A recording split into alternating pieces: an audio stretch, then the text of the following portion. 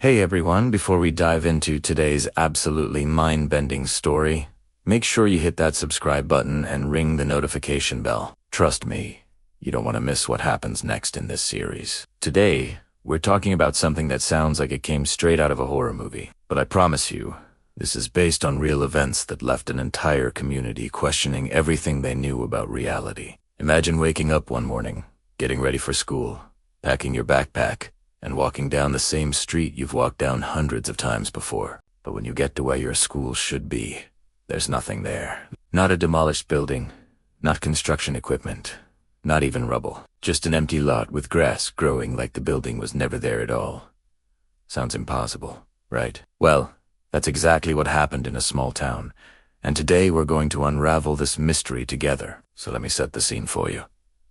It was a typical Friday evening in September. Students had just finished their classes at Riverside Academy, a small private school that had been standing in the same location for over 40 years. The building wasn't anything spectacular, just a standard 2-story brick structure with about 200 students. Teachers locked up around 5 in the evening like they always did. The janitor did his final rounds at around 7:30, turned off all the lights, set the alarm system, and went home to his family. Everything was completely normal. There was even a football game that night at the nearby public high school, and several people mentioned seeing the Riverside Academy building lit up by the stadium lights in the distance. But here's where things get weird. When students started arriving on Monday morning, they found nothing.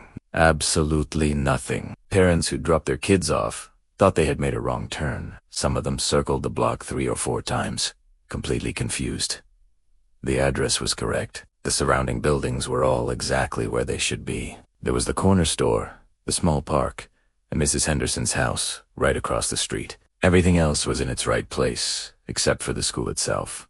Now, you might be thinking this is some kind of elaborate prank or maybe a mass hallucination.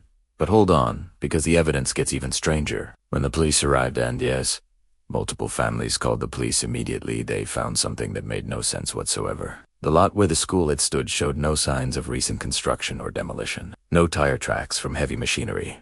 No disturbed soil. No foundation remnants. The grass that was growing there looked like it had been undisturbed for years. Botanists who later examined the site said the root system suggested the plants had been growing there for at least 5 to 7 years. But here's what makes this story even more insane. Everyone had proof the school existed. Students had homework assignments with the school's letterhead dated from that very Friday.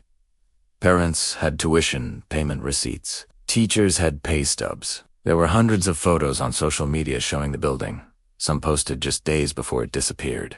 The school had an active website, a Facebook page with recent posts, and even security camera footage from the corner store that showed the building clearly visible in the background. The digital footprint of this school was everywhere, yet the physical building had simply vanished. The community obviously went into complete chaos. Parents were demanding answers. Where were their children supposed to go to school? What happened to all the equipment, the computers, the books? What about personal belongings left in lockers? One girl had her late grandmother's necklace in her gym locker. A boy had his college application essays saved on the school's computer network. These were real, tangible things that disappeared along with the building. Local news picked up the story within hours, and by Tuesday morning, national media outlets were swarming the small town. Reporters interviewed dozens of witnesses. They brought in experts, architects, engineers, and even geologists to examine the site. Every single expert came to the same conclusion. There was no physical way a building of that size could be removed in a single weekend without leaving any trace. To demolish a 2-story brick building, you would need heavy equipment and dump trucks. Neighbors on all sides of the property insisted they heard nothing unusual over the weekend. No loud noises, no trucks, no activity whatsoever. One of the most credible witnesses was Mrs. Henderson, the elderly woman who lived directly across the street. She told reporters she had been home all weekend recovering from knee surgery. She spent most of her time sitting by her front window and swore on her life that the school building was there on Saturday and Sunday. She even mentioned seeing the usual security lights on inside the building at night. But Monday morning, when she looked out her window, the building was gone. The investigation took some really interesting turns. Detectives pulled property records and found something peculiar. The land where the school stood had been owned by the same family trust for decades. But when they tried to contact the trustees, they discovered that all three had died years ago, with no clear successors. The legal ownership of the property was in a strange limbo. Even more bizarre, when investigators tried to trace the school's licensing and equipment, they found inconsistencies. The school was registered with the state, but some of the paperwork had dates that didn't make sense and signatures that couldn't be verified. Teachers from the school were interviewed extensively. All 15 staff members confirmed they had been working at the school for years. They had contracts, they had been receiving paychecks, they had performance reviews. But when investigators tried to trace where those paychecks came from, the bank accounts led to dead ends. The accounts existed and the money was real, but the entity funding them couldn't be clearly identified. The students were, perhaps, the most affected. Imagine being a teenager and having everyone question whether your school was real. Some kids started doubting their own memories.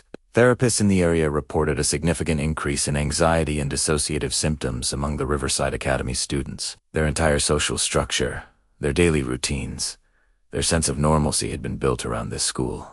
And now people were suggesting it might never have existed in the way they remembered. The story took another weird turn when a local historian started digging through old newspapers and city records. She found something that made everyone's blood run cold. In the exact same location where Riverside Academy stood, there had been another school back in the 1930s.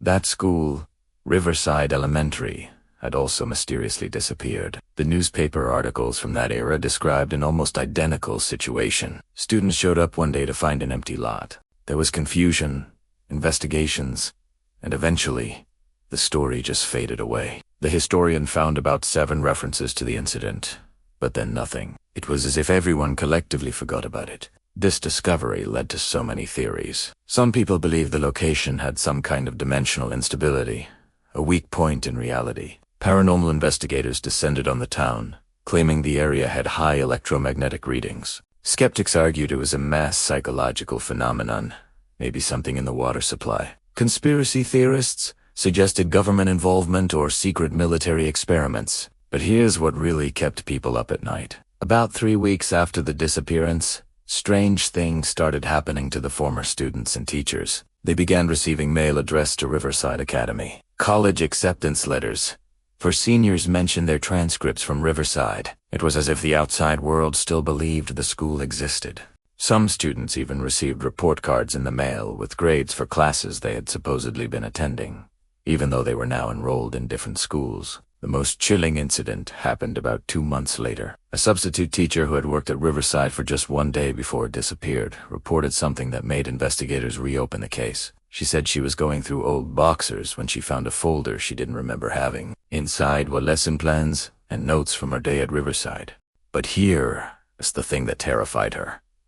The notes described events and students she had no memory of. It was her handwriting, but the memories associated with those notes were completely gone from her mind. It was as if someone had reached into her brain and selectively erased specific experiences, while leaving the physical evidence behind. Families started noticing similar things. Parents found photos they didn't remember taking. Kids discovered journals with entries describing school days they couldn't recall. One father found a video on his phone of his daughter's school play at Riverside. The timestamp was from just 2 weeks before the disappearance. He watched the video and saw his daughter performing on stage, saw other parents he recognized, saw the interior of the school building. But neither he nor his daughter had any memory of that play happening. The video existed, but the memory didn't. Psychologists brought in to evaluate the community coined a term for it: selective amnesia with contradictory evidence retention. Basically, people were losing specific memories related to the school while retaining physical and digital evidence of those same events. This had never been documented in psychological literature before. It challenged everything we understand about memory. As months passed, the town tried to move on. Students were absorbed into other schools. Teachers found new positions. The empty lot was eventually fenced off and declared a historical site. But the mystery was never solved. To this day, there's no official explanation for what happened to Riverside Academy. The case remains open, and the lot remains empty. Some former students started a support group. They meet once a month to share their experiences and created a digital archive of everything they could find related to the school: photos, videos, documents anything that proves it existed. They're determined to preserve the memory of Riverside Academy because they're terrified that one day, even those pieces of evidence might disappear. The story has become an urban legend, but for the people who lived through it, it's a very real trauma.